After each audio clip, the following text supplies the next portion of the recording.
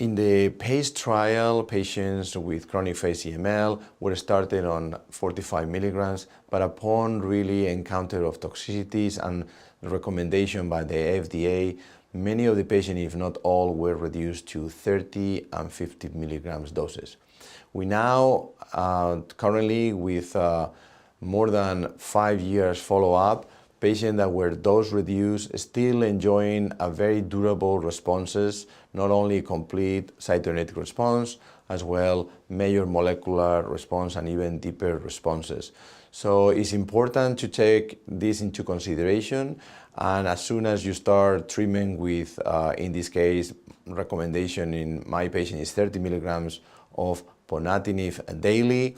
As soon as the response is achieved, maybe at 3 months, maybe at 6 months, try to really go to lower dose of 50 milligrams. That is a dose that can be easily tolerated, if it's not really already tolerated, 30 milligrams, but also associated with less long-term cardiovascular toxicities and also able to produce durable responses.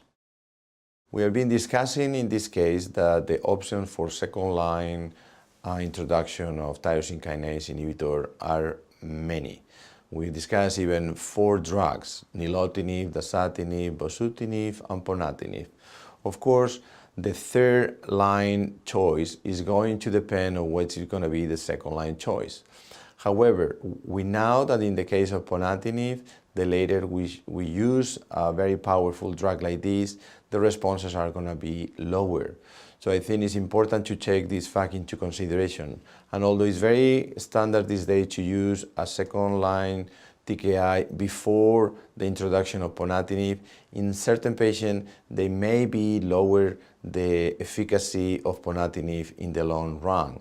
However, this is something that needs to be discussed between patients and doctors, as well evaluated always the potential risk-benefit of the introduction of these powerful drugs, but at the same time associated with some toxicities.